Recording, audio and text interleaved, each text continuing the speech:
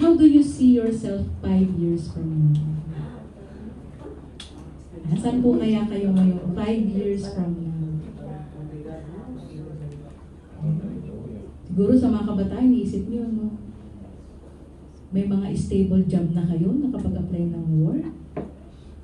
Yung mga may work, may successful career or business.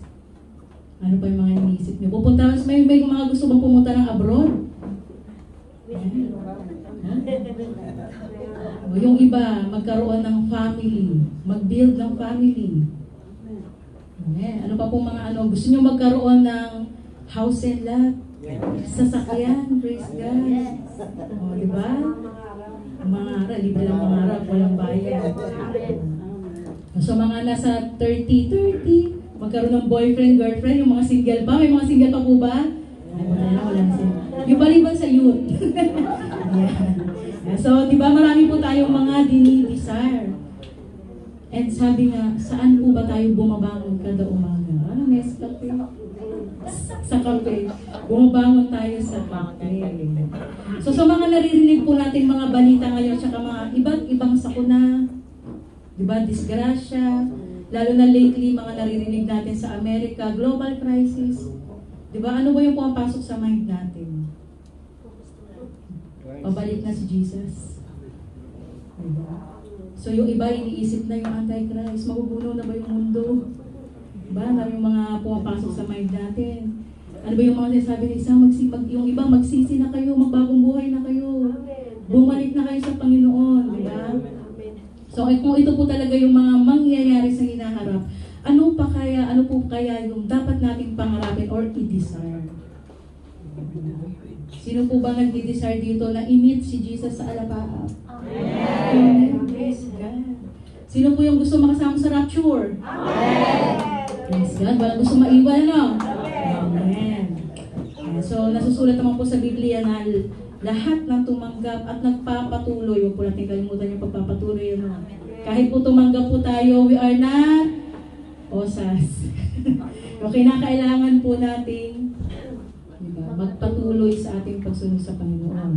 Para makita po natin siya pagdating ng araw dahil ang nais po niya sa atin ay mamuhay ng kalugod-lugod ayon po sa Kanya. So, ang topic po natin ngayon, fasten your seatbelt. Tamaan po, bahala kayo matamaan. So, living a life pleasing to God. Sabihin nyo nga po, living a life pleasing to God. Pleasing to God. Ayan. So kasi tayo madalas ang gusto natin i-please tao. Di ba po? Yung gusto natin i-please yung boss natin, teacher natin, kaibigan natin. Pero lahat po ba na-please nyo? Di ba? You cannot please everybody. May masasabi at masasabi ang ibang tao sa atin. Diba? Pero kung si God ang ipiplease nyo, worth it po ba? Diba? Pag si God ang ipiplease natin, worth it po ba? Amen. Amen. Praise God. So ngayon po, lalakaran natin yung itinuro ni Paul. Sa 1 Thessalonians chapter 4, verse 1 to 8. Medyo mahaba po to, pero yan, magandang basahin, talakayin at aralin ang salita ng ating Panginoon. Okay, so sabay-sabay po nating basahin. Finally then, brothers, we ask and urge you in the Lord Jesus that as you receive from us how you ought to walk and to please God, just as you are doing, that you do so more and more. For you know that instructions we gave you through the Lord Jesus. Yan. For this is the will of God, your sanctification, that you abstain from sexual immorality. Oh, nilaksan ko talaga yan.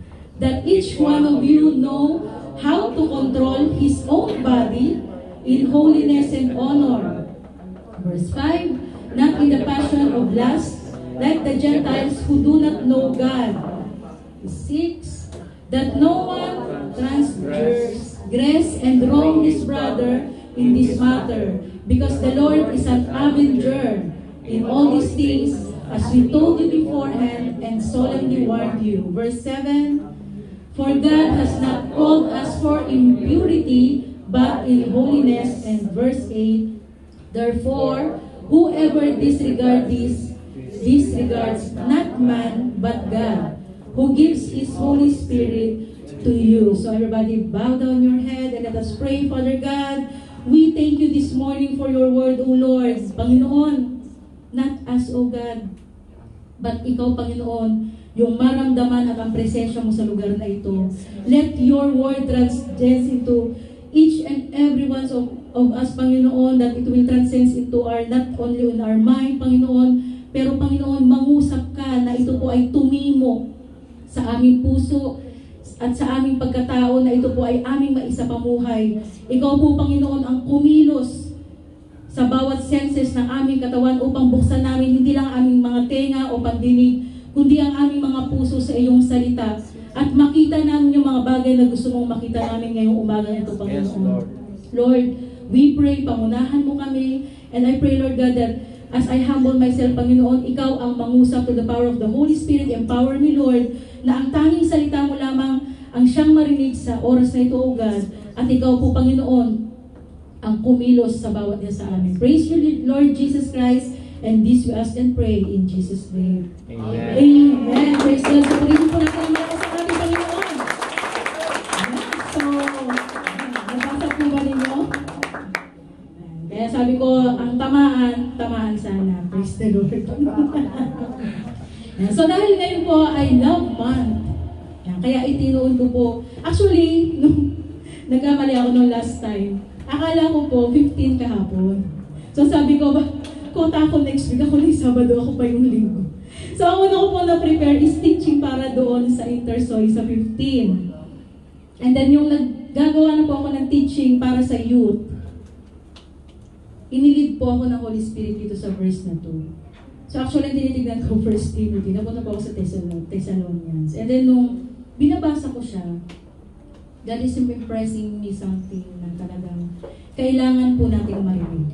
Actually, pagbabasahin po natin itong chapter 4, yung mga preceding verses po niya, it will lead us, diba, into the last days. Kaya kung babasahin po natin to, itong bagay na binabasa natin ngayon, instructions ni Lord. Para tayo, sabi nyo kanina, gusto nyo sumama sa rapture, amen po? Amen. Amen. So, itong bagay na ito, kailangan natin marinig. Hindi lang marinig, kundi maisapamuhay at mai-apply sa mga sarili natin kung gusto po natin na makasama tayo sa rapture. Amen po? Amen. Amen. So, simulan po natin. So, sabi dito sa verse 1, di ba? Finally, brothers and sisters, we instructed you how to live in order to please God, as in fact, you are living. Now we ask you and urge you in the Lord Jesus to do this more and more. So dito po kasi, actually it is not a harsh rebuke ni Paul. Kumbaga, ito is a loving encouragement. Amen. Dahil alam naman ni Paul na talagang nung panahon nito sa Thessalonians, sumusunod yung mga tao, sumusunod yung mga tinuturuan nila, and they are really striving to live righteously. Pero sabi niya, more and more. Diba? Though nakikita niya yung efforts nila at desire nila to follow Him and rejoice, and He rejoices in their progress. Pero sabi ni Paul, hindi yun pwedeng tumigil na dun lang. Kailangan magpatuloy. Hindi tayo pwedeng maging stagnant na porke tumanggap ka na, nabaptize ka na, tapos na. Diba? Kagaya nung sinabi ko kanina, we are not once saved, always saved. Diba? So tayo ba kailangan mag-work out? Diba? Andyan ang Holy Spirit to lead us. Andyan ang conviction ng Holy Spirit to empower us. Dahil hindi mo naman kakayanin na kapag ikaw ay tumanggap, bukas, isa ka ng bagong nilalang na merong mga sa loob at aakyat ka sa langit. Diba? Hindi po ito isang magic. Pero everyday, andun tayo sa process ng pagbabago. Amen? Amen. Amen. So sabi niya dito, this tells us that Christian life is not a static state. It's a journey of continuous growth, striving for greater holiness. So ando doon na kailangan lakaran natin yung kabanalan. Marami po sa atin gusto yung lumakad lang ng happy-happy, happy-go-lucky, masaya lang sa buhay. Diba? Sabi nga nila, we live only once. So kailangan daw, enjoy the moment. Diba? Enjoy the moment, but saan dapat? You enjoy the moment doon sa lakad papunta sa Panginoon. Amen. Amen po. Diba? We enjoy the moment and then later on, diba? Enjoy now, iyak later. Saan tayo mapupunta? Diba? So, kinakailangan, mag-i-enjoy man tayo, pero nandoon tayo sa tamang nilalakaran natin. Amen po. So, this is always a room for improvement. Diba? We are always on a process ng pagbabago. Hindi po tayo ipinanganak na banal, ipinanganak na righteous. Diba? Na tayo po ang magliligtas sa sarili natin dahil sa ginagawa natin tama at mabuti. Amen po. So kinakailangan, andun po yung everyday. We seek the Holy Spirit. We ask the Lord, Lord, ano po ba yung mga dapat malinis sa akin? Lahat po tayo may kanya-kanyang impurities. Amen po ba? Amen. Nakakala ko ba ako lang eh. Amen po? Amen. Diba? Lahat po tayo may mga kanya-kanyang kinakailangang baguhin at ayusin pa. Kaya nga hanggat buhay pa tayo, may pag-asa. Amen.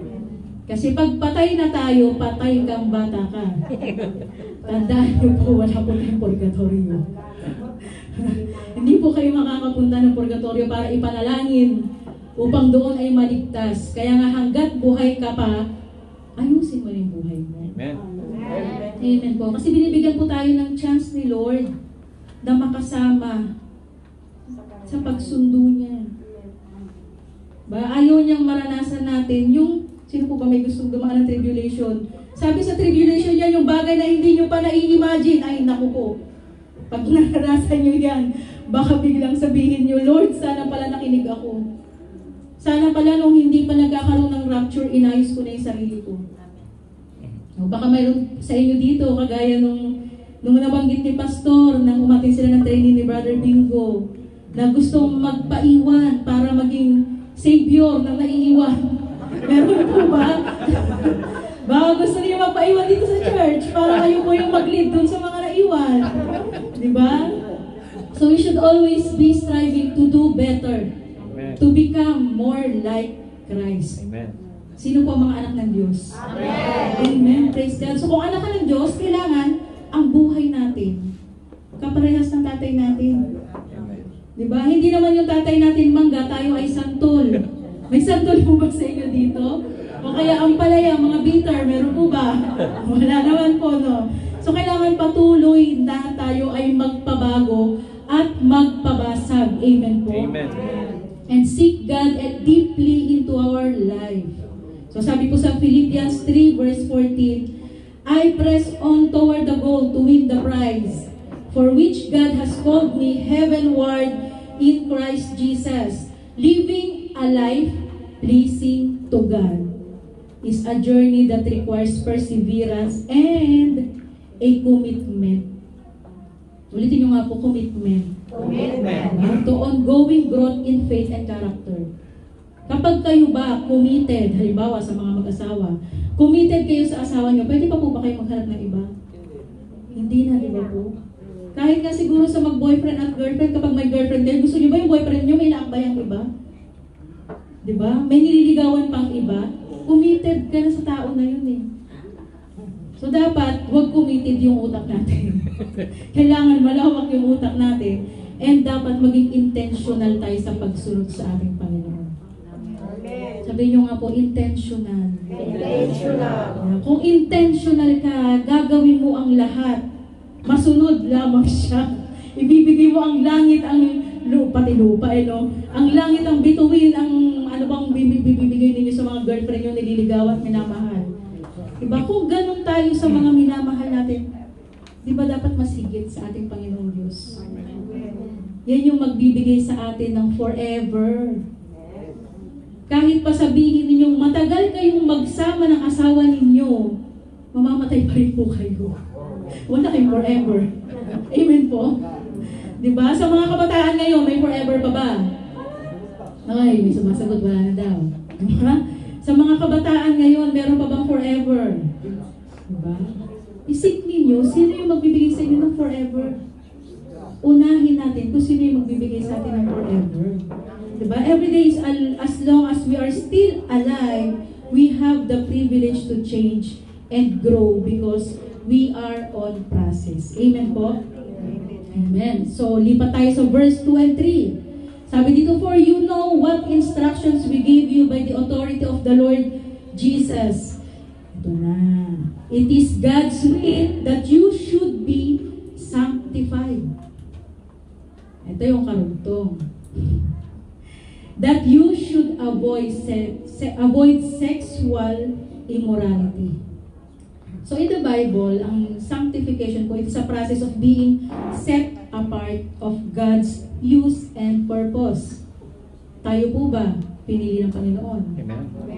Kung pinili ka ng Panginoon, sineset apart ka niya. Why? You should not live here in this world. You do not belong in this world. You belong saan? Sa kingdom. Dahil anak ka ng Diyos, kaya nga kailangan natin lakarin. At kailangan natin, kung ano yung image ni Christ ay maging image natin dahil pupunta tayo sa Kanya pagdating ng araw. Amen po? So, it's a Christian teachings that describes how God transformed people to make them fit for a holy purpose. Amen po? So, ano ba yung sanctification? It is something na yung holy and sacred. It is something apart for a special purpose. Sabi mo nga sa katabi mo, special ka. May purpose si Lord sa'yo. Amen. So it is something to wash, cleanse, or consecrate. Diba lahat po ba tayo gusto nating ma-consecrate, ma-purify, ma-refine? Amen po. And to transform someone's heart. Lahat po tayo dito, kinakailangan magpabago. Hindi lang yung puso, even yung mind. At syempre, huwag nating kalimutan yung body. Kahit i-desire mo yan, isipin mo yan, kung hindi naman nakikita sa kilos mo at gawa, wala din po yan. Amen po. Gaya nga nung nabanggit kanina nung Bible study ay nung Sunday school natin, walk the talk. Huwag tayong salita lang ng salita, pero hindi naman natin kayang gawin. Wala sa gawa. Amen po. Yung turo ka ng turo, nakikita nila, ay, nagsi-church yan. Born again Christian yan. O sabi kanina, ikaw ba ay born again or burn? Nasusunog. Amen po. Kaya kinakailangan, kung ikaw ay born again Christian, iba ka sa iba. Sabi mo nga sa katabi mo, iba ka sa iba. Kasi anak ka ng Diyos. Hindi ka anak ng mundong to. That's why we need to be separated from this world. Amen po. So Paul reminds us of the clear teachings that they had received. These weren't just human opinions. And they were instructions rooted in the very authority of Jesus. And the central to this instruction is called sanctification, to be set apart for God. Why? Because we need to be holy, for He, our God, is holy. So 1 Peter po yan, kung hahanapin niyo chapter 1 verse 15. So this involves actively turning away from our sins and embracing righteousness. Amen po. Kaya marami po sa atin na kahit na nakakilala na, tumanggap na, hindi nakikita yung buhay ng isang Kristiyano. Bakit? Namumuhay pa rin tayo sa dati. Na dapat kung ano yung luma mong buhay, unti-unti na po yung binabago ng Panginoon. Amen. Diba? Kung dati nagmumura ka, ngayon, nababawasan na, praise the Lord na lang. Hallelujah! Amen! Hindi yung kapag ginagawa, minsan ng mga kabataan ginagawang mangirism ang pagmumura. Ito ba nakakadagdag ng kagwapuhan ninyo at kagandahan? Ang sakit sa tenga. Amen? And dalhin nyo sa bahay ninyo yan. Kasi kami, sa bahay, bawal makarinig ng mura.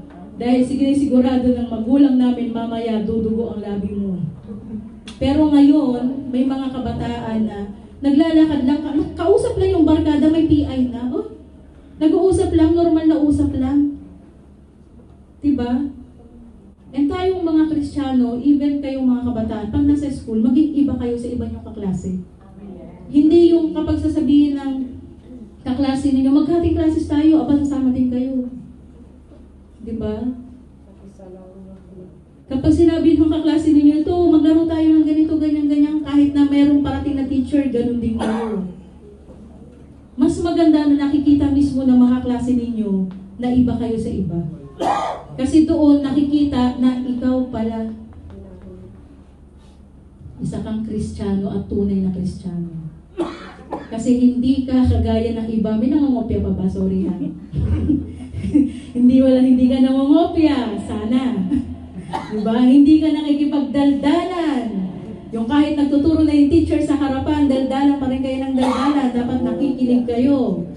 Diba? Kasi lumalakad ka sa holiness and righteousness eh. So dapat even yung way ng pananalita natin, nagbabago. Hindi pwedeng simba tayo ng simba ng linggo. Pagdating sa bahay, pag uwi sa bahay, anak, maghugas ka nga. Mamaya naman. Anak, mamamatay na ako. Anak, magwalis ka nga, mamaya naman. Diba? Utusan ka, anak, maglaba ka.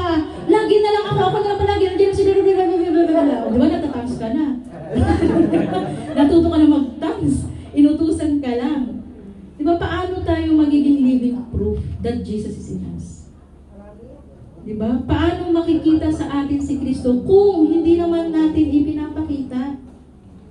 So dapat kung si Jesus yung nasa atin, siya yung nakikita sa buhay natin. Amen po? So hindi exempted doon ang mga kabataan. Hindi lang yung mga magulang natin ang kinakailangan lumalakad sa matuwid na landas. Pero dapat magsimula sa atin. Diba? Na kung halimbawa nakikita niyo yung mga klase ninyo gumagawa ng hindi tama, huwag kayong maki-join. Tapikin nyo, i-remind nyo. Huwag nyo naman sabihin, uy, masama yan, baka mapunta ka ng impyerno. Masama yan, magra-rapture na. Naku, hindi ka makasama sa rapture. Diba? Tapakin mo yun. Diba? Mas maganda na yung i-rebuke nyo sila with a constructive word, ha? Para naman pati sila, maisip nila, ayaw nga mali yung ginagawa ko. Mas gusto nila sumama sa'yo kasi mabuting influensya ka. Amen po. Amen. So, specifically, ito binanggit ni Paul. He addressed in this verse the word sexual immorality. Yan. Sana pagbaba ko dito, nakasmile pa kayo. In the cultural context of Thessalonica, this was pervasive issue. And sadly, it remains a pervasive issue in our world today. So kung nangyayari yan noon, nangyayari pa ba hanggang ngayon? Amen, mas malala pa. Yung isa pong napanood ko na nagkaroon po sila na research doon sa edad kung ano yung mas maraming nabuntis or nanganak nung last 2020 to 2022 pa to Alam nyo ba, nakakalungkot dahil ang mas maraming edad na nabuntis ay nasa edad 13 to 18 years old. Why? Diba? Kung hindi po natin maiga-guide ng tama ang kabataan, ano na lang po ang mangyayari sa kanila? Na dapat yung edad na yan, naglalaro ka pa, nag-aaral ka pa. Diba? Ano yun lately? 9 years old. Imagine mo yung pamangkin ko. Ilang taon na ba yung siya? 9 years old. 8 years old. O next year, 9 years old siya. Tapos malalaman mong buntis. Anong mararamdaman mo? Diba? Ang mga kabataan masyado kayong mapupusok. Akala nyo siya na. Siya na ba? Diba? Nagpipray kayo. Sabi ni Lord, hindi pa ito ang tamang panahon. Sabi ninyo kay Lord, Lord, siya na nga. Ibigay mo na, Lord, sige na.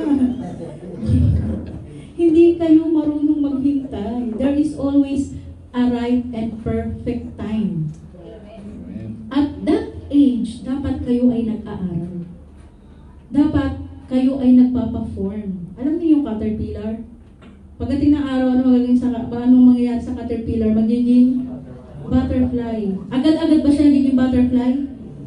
Hindi ba meron siyang process? So even tayong mga even kayong mga kabataan, andun yung process. Dapat napo-form kayo. Ngayong mga nag-aaral pa lang kayo, sikapin ninyo lakarin yung daan na matuwid. Para pagdating ng araw at okay na kayo, ready na kayo, formed na kayo, ibibigay din ni Lord yan. Amen. Amen po. Kung hindi pa siya bumalik, ibibigay na yan sa inyo. Pero sa ngayon, isipin muna natin na dapat tayo ay, kung estudyante ka, mag-aral mabuti. Hindi po lahat nabibigyan ng pagkakataong makapag-aral. Amen po. Amen. Kaya kung may pagkakataon tayo mag-aral, pag sumikapan natin, makagraduate. Bayan lang yung bagay na pwede mong irigalo sa mga magulang mo. Lumalakad ka ng tama, gawin mo yung tama. Ba, hindi yung kinalabit ka lang, uy, ang gwapo. Mamaya kayo na. Kakikita mo lang ngayon. Diba, nag-chat lang sa'yo ng hi. O, matapos yung chat ninyo, ay, mansari namin next month. Diba? Hindi mo na kinilala yung tao, malay mo, baka mamay mamamatay tao pala yan. Sa susunod na po, ikaw na pala yung nakasako, nakalagay sa loob ng maleta. Amen po. So, di ba, yung letter ni Paul, kung iisipin natin, New Testament, kailan yan sinulat? Di ba? Years ago. Hindi lang 1,000 years.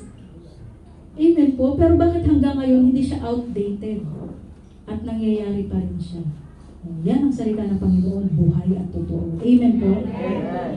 So he's not just talking about physical acts. Akala niyo yung sexual immorality is about sex lang ha. Ito, pakinggan niyo. But also about lustful thoughts. Ano yung lustful thoughts? Akala niyo yung LAST. Lust. Kahalayan. Diba? Bakit ba nagkakaroon ng lustful thoughts? Especially ngayon, na one click away na lang ang internet. Ang dali-dali na lang pong maghanap. Lalo pag hindi po natin nababantayan ang mga kabataan. Diba? Ang pornography nandun sa social media. May mag-pop up lang ng advertisement dyan at clinic nila, mapupunta na sila kung saan-saan. Diba? Kapag tayo po ay nanood, akala nyo pag nanood kayo, walang nangyayari sa inyo? I doubt it. Naglalaro yan sa mind. And later on, anong gagawin niyo? You are being curious. Ano ba yun? Paano ba yun? Ginagawa niyo na. Diba? Diyan nagsisimula yan. Kaya ang kinakailangan, ang mga kabataan, dapat nadidisiplina rin natin even sa paghawak ng gadget. Huwag po natin silang pagkatiwalaan na may hawak silang gadget, ginagawa nila naglalaro lang. Diba? Kailangan dinidisiplina natin ang ating mga kabataan. Ginaguide natin sila even sa paghawak ng mga gadget nila. Dahil baka hindi mo alam, diba? May ginagawa na palang Himalayan. Himalayan. Diba? Impure desires. Ayan, dyan na pumapasok yan. And anything that compromises the sanctity of our bodies, which is the temple of the Holy Spirit. Diba? Sa 1 Corinthians 6, verse 19 to 20, ano pong sabi dito? Do you not know? Hindi mo ba alam? Do you not know that your bodies are the temple of the Holy Spirit? Who is in you? Nasaan daw po yung Holy Spirit? Nasa atin. Whom you received from God. You are not your own. Narinig niyo po, you are not your own. Pagmamayari po ito ng Holy Spirit. Amen po. So, kinakailangan, huwag po nating hayaan na may mga magnanakaw na pumasok. Huwag po nating hayaan na merong mga magkakalat, magdudumi sa atin. Panatilihin po natin itong malinis at kaaya-aya dahil tinitirhan po ito ng banal na Espiritu. Amen po? Amen. Amen. You were bought at a price. Si Jesus, binili po tayo. You are a gem in the eyes of God. Binayaran ka niya, hindi ng hayop. Amen po. Noong Old Testament, kung mababasa po natin, lahat ng mga nag-aalay para ma-cleanse sila sa kanilang mga kasalanan, naghahanap pa ng walang blemish na hayop. Kung ngayon po kaya gawin natin yan, baka wala na po hayop sa paligid natin. Amen po. Dahil sa sobrang pasama ng mundo, baka wala na po tayong matirang mga hayop. Baka unti mo pati manok dyan, ginigilitan na po natin. Diba? Pero sino po yung nagbayad para sa mga kasalanan natin? Si Jesus. So we are bought with a price. Kaya dapat pahalagahan po natin kung ano yung ipinagkatiwala sa atin. Amen po? So therefore, honor God with your bodies. Ito sa panahon kasi ngayon, kapag sinabing, lalo sa mga kabataan, maging malawak ang mind niyo Pag sinabing virgin ka pa, ano po ang pasok sa mind niyo? Ay, virgin ka pa? Bakit? Anong bakit? Bakit ba? Dapat ba hindi? Di ba? Parang kapag sinabing virgin ka pa, ew, duh, hello, dukdukan mo yan. Di ba? Bakit pagka narinig ninyo yun, parang outdated kayo sa mundo? Hindi ba dapat isineseparate mo yung sarili mo? Pagdating ng araw at ibinigay na ni Lord yung para sa'yo, iniingatan dapat na lalaki ang purity mo kung talagang mahal ka niya. Hindi yung jowa ka pa lang niya, dinadala ka na sa kama. Hello? Amen po. Jowa ka pa lang niya, kakalabitin ka na, tara na, patunayan mo talaga mahal mo ko. Oh! Diba? Di balik mo sa kanya, kung talaga mahal mo ko, huwag galawin. Iharap mo ko sa harapan ng Panginoon na malinis. Amen po. Dapat nakikita po sa atin ang bunga ng banal na Espiritu Santo.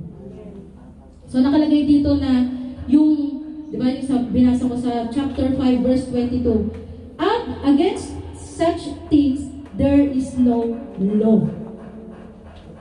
So ano sabi dito? This is a law. Di ba? Hindi ito suggestion ni Lord na kinakailangan magkaroon ka ng bunga ng banal na Espiritu Santo. Hindi rin sinasabi ni Lord na ini-encourage ko kayo na magkaroon kayo. Sabi niya dito, against such thing there is no law. So malinaw po na kinakailangan po natin itong ma-produce sa tulong ng banal na Espiritu Santo. Amen. So kinakailangan, paano mangyayari yun? Yung intimate relationship mo kay Lord, huwag mo kalimutan. Yung relationship mo kay Lord, huwag mo kalimutan. Kasi paano kikilos ang Holy Spirit sa'yo, hindi ka naman nagdadasal. Natulog ka na lang, kaka-scroll mo, may bago na namang news feel, okay, balik na ulit tayo, balik. Hanggang inabot ka na lang, inantok ka na lang, hindi ka na nakapag-pray at basa ng Bible mo. Amen po. So in verse 6, Paul warns that no one should wrong or take advantage of a brother or sister in this matter because the Lord will punish all who commit such acts as we have already told you and warned you. So lahat po na ginagawa natin may consequences. Amen po. So sabi dito, this speaks to the seriousness of sexual sin, particularly in the context of relationship. So paano ba tayo nagkakasala? Sino lang ba ang inalaw sa Bible na magkaroon ng sex? Mag-asawa lang, di ba? So outside marriage, nagkakasala ka. Tama po ba? So ibig sabihin, boyfriend at girlfriend, hindi kayo allowed mag-sex. Di ba? Kahit mag-live-in kayo, kasalanan pa rin yan. Amen? Bato-bato sa langit, sorry talaga. Kinakailangan po natin maintindihan to kung gusto po natin makasama tayo sa rapture. Amen. Ayusin po natin yung buhay natin hanggat buhay pa po tayo. Iayon po natin at ilagay po natin sa tama yung ginagawa po natin. Dahil pagdating ng araw, wala na pong balikan. Hindi yung nasa impyerno ka na. Kanina bang religion yun? Nasa impyerno ka na, hindi ka forever nasa impyerno kasi bibigyan ka daw ng grace para magbago. Wala pong ganun. Amen po. So in 1 Corinthians chapter 6 verse 9 to 11, ito sabi po dito, or do you not know that wrongdoers will not inherit the kingdom of God? Do not be deceived, neither the sexually immoral, unang-una pa yan, nor idolaters, adulterers, nor men who have sex with men. Akala niyo sexual immorality, yung sex lang ng outside marriage. Ulitin ko. Nor men who have sex with men, syempre ganun din ang woman. Diba? Kaya yung mga LGBTQ, RSTU, NBWXYZ, ayusin nyo na po yung buhay. Kung may kaibigan kayo, kakilala kayo, tapikin nyo na.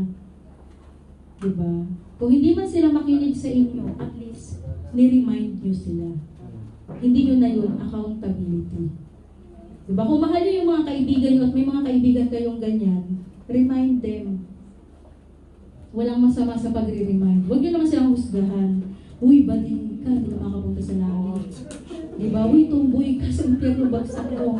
Alam nyo po, marami po akong testimony ng mga naririnig na may mga ganyan na member na LGBTQ na yung tinataniman mo sila ng Word of God. Hindi naman ikaw magbabago sa kanila si Lord eh.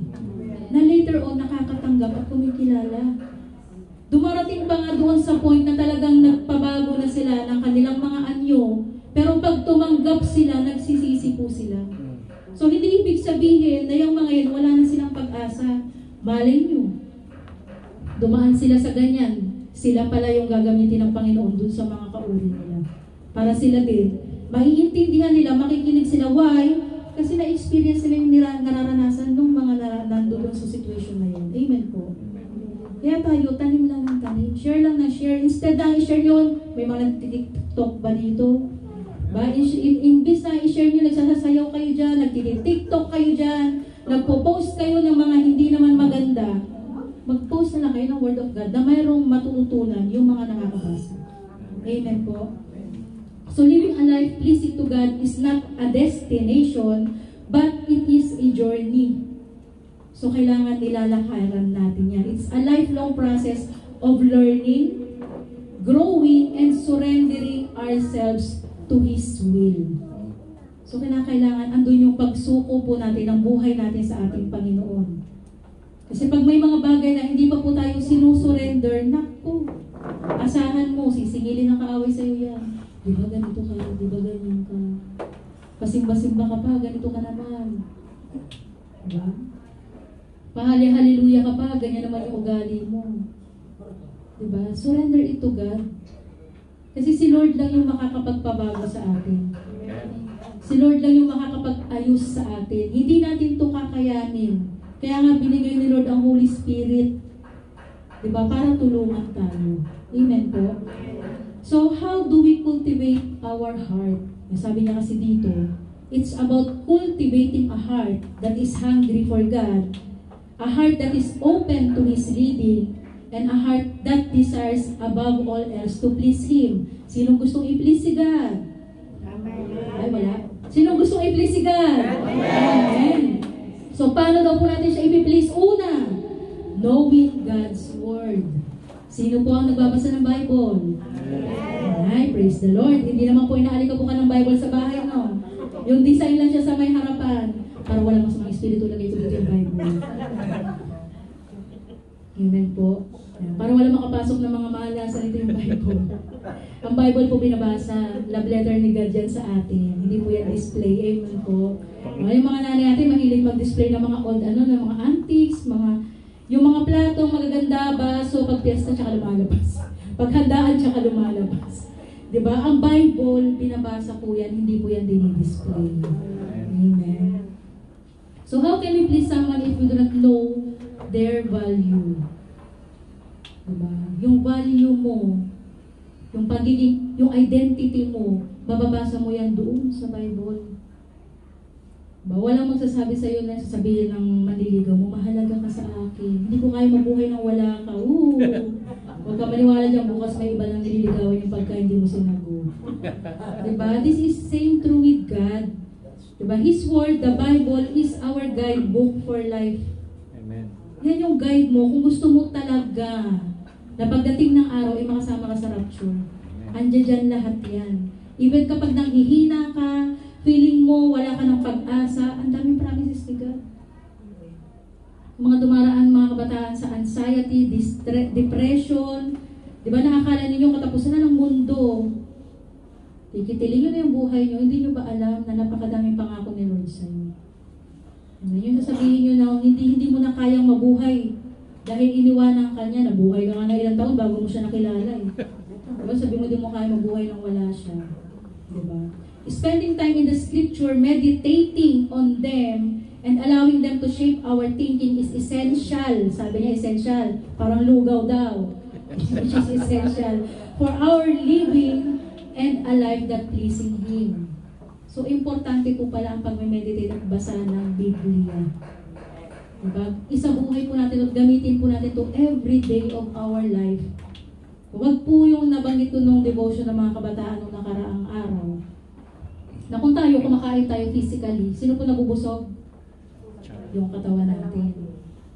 Pag tayo is puro nood ng nood sa social media, basa ng mga hindi magaganda, ang napipil natin yung flesh. Pero kung basa ka ng Bible, pray ka ng pray, nagbibigay ka ng oras mo na nilalaan mo sa Panginoon, ano napipil yung spirituality mo?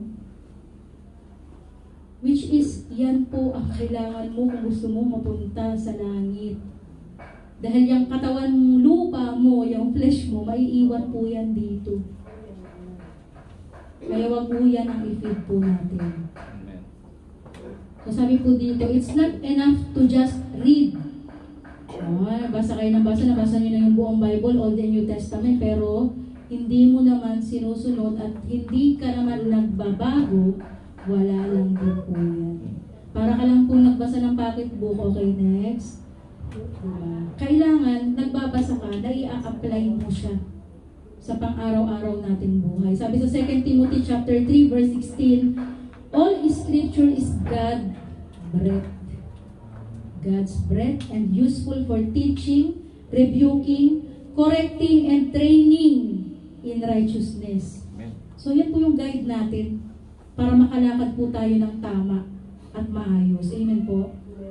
Cultivating a heart of obedience. Sino po dito masunurin? Amen. Amen. Yung mga bata na sumagot But knowing God's word is only the first step. Hindi lang dapat magbasa at alamin ang salita ng Diyos. Kailangan sumunod. Diba? Ano bang sabi ni Lord? Iwan mo na yan. Hindi yan para sa'yo, anak. Lord, sige na. Malapit ako mawala sa kalendaryo. Siya na lang, Lord. Hindi nga yan para sa'yo, anak. Merong ibang nakalaan sa'yo. Lord, mahal ko siya. Yan, tanong mahal ka ba talaga niya? Baka mamaya punching bag ka pala niya. Diba? Nag-enjoy ka naman, sige, sinusuntok ka na, I love you. Diba? Kailangan, matuto tayong sumunod. Huwag tayong maging bulag. Yung mga kabataan, bulag sa pag-ibig. Diba? Obedience is not a blind submission. So, kinakailangan ibigay po natin ng buo. Hindi lang yung puso mo, yung isip mo, kundi pati yung katawan mo. Nakikita yung pagsunod.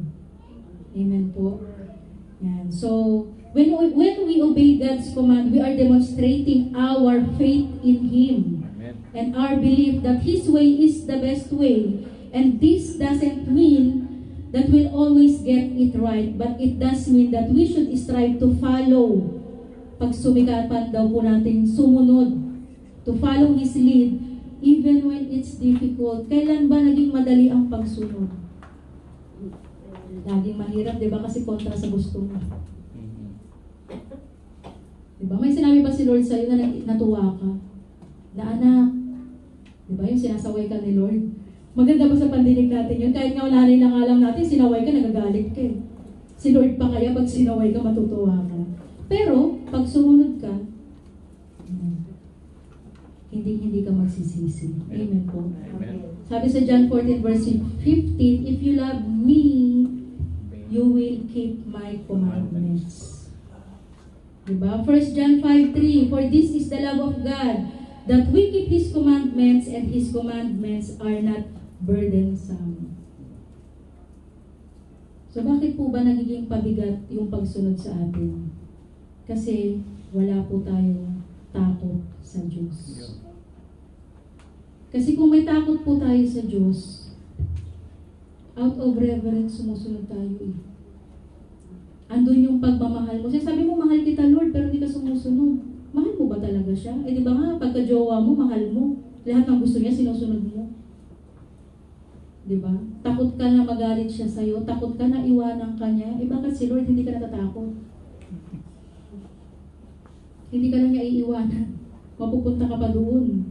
Sino ba gusto ma-oven? Pagdating ng araw, masanggip sa ilalim. Di ba? Wala naman. Diba? Kaya kinakailangan, ayusin po natin yung ating buhay na kalugod-lugod sa ating Panginoon. Amen? So, embracing humility. Pride, ito, marami ito. Pride is a major obstacle to living a life that pleases God. Yung mga may ego, yung mga mapapride, na ayaw magpakumbaba, diba? Ayaw umamin ng kasalanan, ayaw humingi ng tawad. Hindi Lord, hindi Lord. Lagi ka na lang may rason, lagi ka na lang may pang-ano. Alam mo yun? Diba? Sino bang unang ma-pride sa lahat? Si Satan. Na ipinatapon ng ating Panginoong Diyos. Ngayon ikaw, gusto mo bang itapon ka? Diba? Learn to humble yourself. Walang masama sa pagpapakumbaba kung talagang gusto mong sumunod sa Panginoon. Amen. Diba? Hindi masamang umamin ka ng kahinaan mo sa Diyos, umamin ka ng kasalanan mo, humingi ka ng tawad. Kasi yan lang naman ang inaantay ni Lord sa atin eh. Diba? Pwede kang direct na lumapit sa Kanya. Di mo na nga kailangan ng Pastor Chris, basbasan mo po ako sapagkat ako po ay nagkasala. Humingi po ako ng tawad o sige, magbungkal ka ng lupa. Diba? Hindi ka gaganunin. You can go directly to God and ask for forgiveness. Yes. Amen. Diba? Sabi nga, He is always willing to forgive you. Diba? Kinakailangan lang magpakumbaba tayo. Diba? Sabi sa Micah chapter 6 verse 8, He has shown you a mortal, O mortal, what is good, and what does the Lord require of you? To act justly and to love mercy and walk humbly with your God. Kailangan si Lord lang yung nasa taas. Hindi mo siya pwedeng levelan. Baka mamaya magaya ka kay Taning. Gusto hindi lang makipag-level kay Lord, kundi higitin pa ang ating Panginoong Diyos. Diba? Matuto tayong magpakumbaba. Kaya nga lang, kinakanta natin yung being a servant heart. Having a servant heart. Kasi kinakailangan natin maglingkod. Hindi ibig sabihin na ikaw ay tumatayo sa harapan, kailangan kang paglingkuran. Ngayong pagdating, sichinelasan mo, pupulbuhan mo, ipapamper mo, no. Diba? All of us should be a servant. Paglingkuran natin, even yung pinakamaliit. Diba? Paano mo paglilingkuran yung pinakamaliit? Diba? Wag tayong maging mapagmataas. Hindi ibig sabihin na magulang ka, lagi kang tama. Amen po? Amen. Kasi minsan baka iniisip natin tayo, magulang ako, tama, makinig ka sa akin. Diba? We should learn to listen. Pakinggan din naman natin yung mga maliliit, yung mga boses nila, baka mamaya sumusobra ka na pala. Diba? So ang humbleness, hindi lang yung paghingi ng tawad. Amen po? Amen. So number 4, loving God and loving others. Ang hirap pala sumunod kay Lord. No? Mahirap po ba? Yeah, praise God. So loving God and loving others, ito na, pagmamahal. Kaya po ba ninyong mahalin yung mga taong nagsasalita hindi maganda sa inyo? Kaya niyo po bang mahalin yung mga taong nakasakit sa inyo? Amen.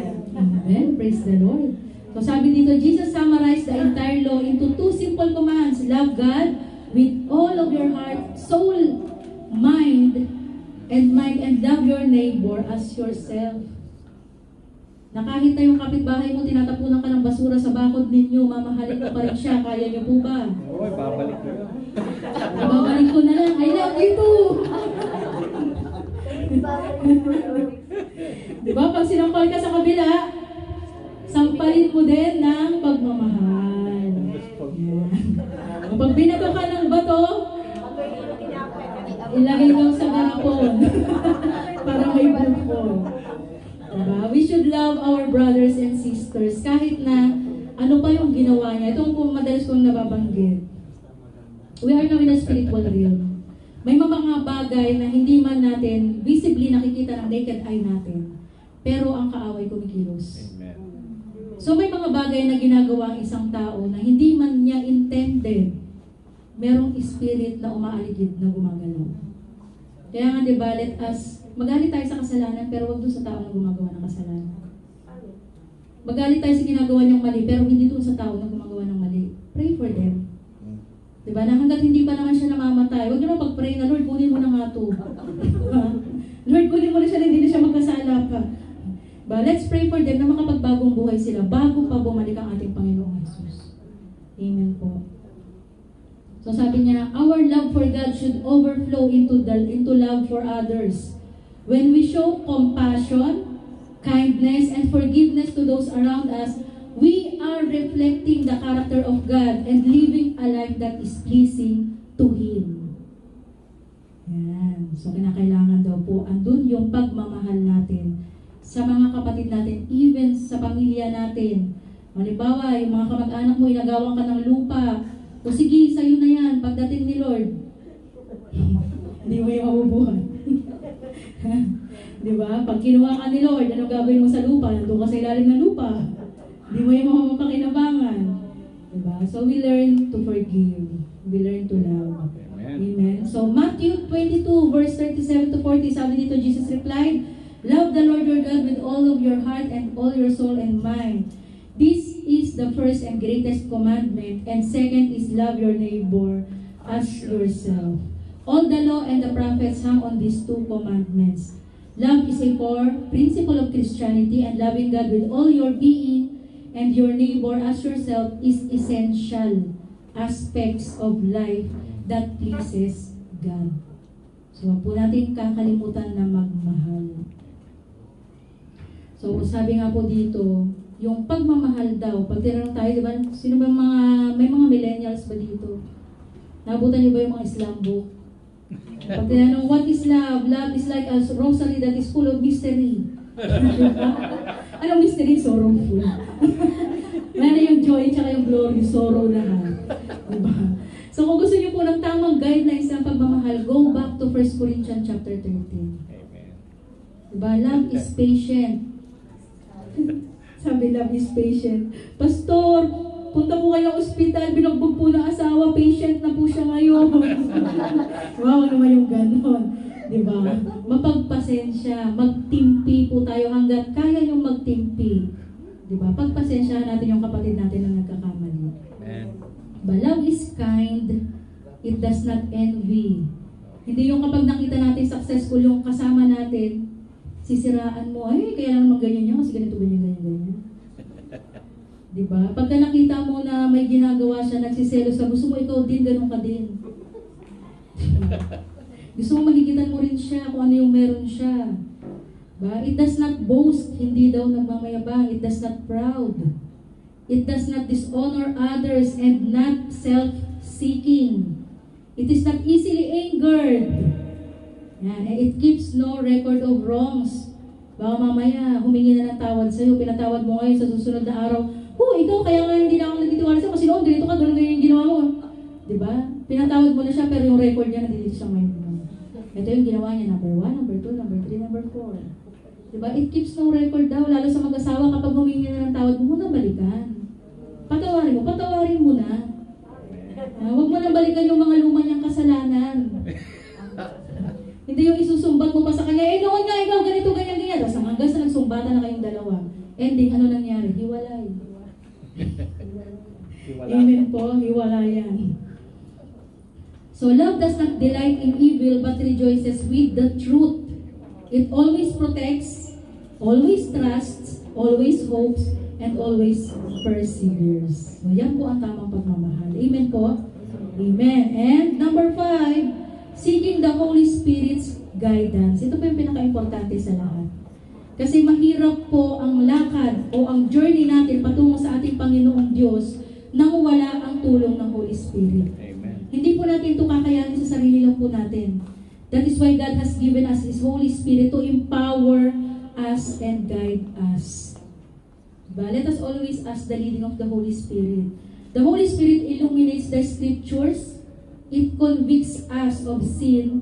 Yung baka mamaya may nagko-convict sa'yo, sabi mo, yung konsensya ko, ano bang gagawin ko? Narinig ko si konsensya. Sino si konsensya? Diba? Andiyan na si konsensya, sabi niya ganito, ganyan, ganyan, ganyan.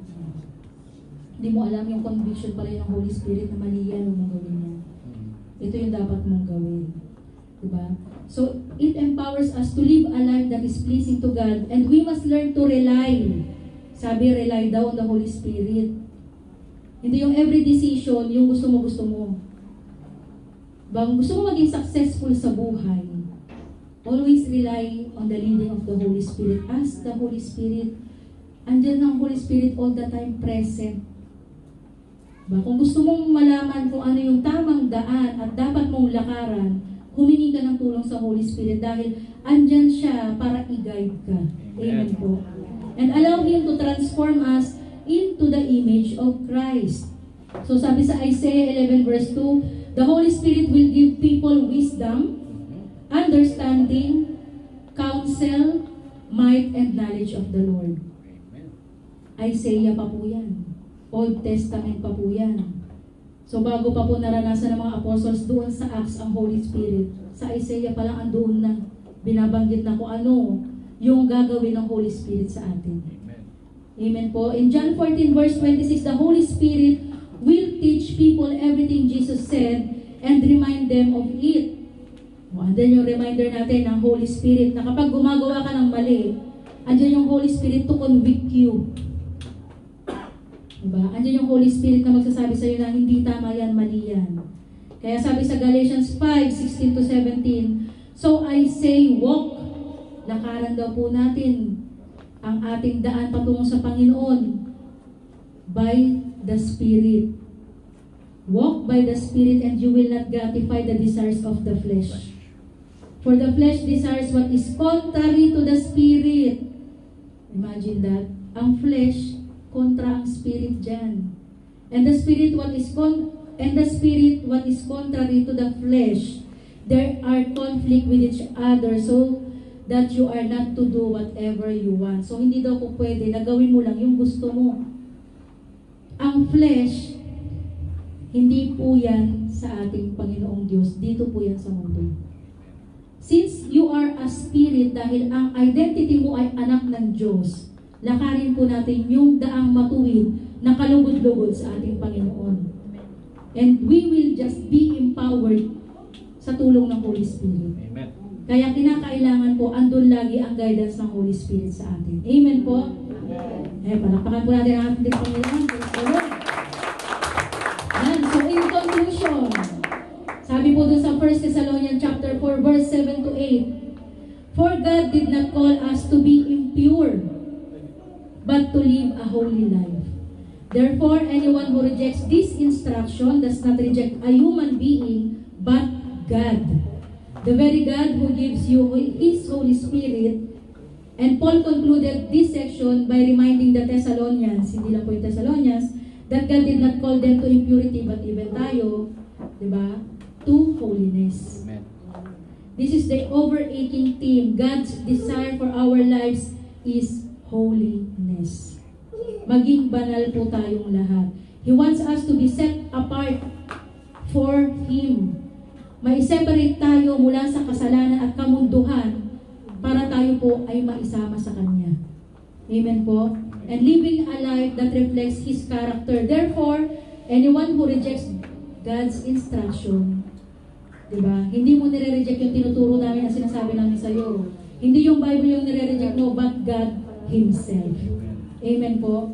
The very God who gives us the Holy Spirit. Therefore, eto na, examine po natin ang heart po natin. Are we truly living a life that is pleasing to God? Talaga po bang ang nilalakaran po natin ay ang buhay na kalugod-lugod sa ating Panginoong Diyos? Diba? Am I truly seeking a life that is pleasing to God? Or baka naman meron pa tayong mga bagay na hindi pa naisusuko? Diba? Let us ask the help of the Holy Spirit. Let us ask God, Lord, I need to grow. Diba? Gusto kong lumakad sa kalooban mo, tulungan mo ako, basagin mo ako, Panginoon. Willing po akong sumunod. Diba? Huwag nating hayaan na yung desire ang mag-control sa atin. Diba? Hindi dapat yung desire, kundi tayo ang nagpo-control. Kung alam mong hindi na tama, hindi na dapat, stop it. Amen. Amen? So it is not about achieving perfection dahil nobody's perfect because we all fall short of glory. Pero ando doon po na lumalakad tayo at dinidesire nating makasunod sa ating Panginoon.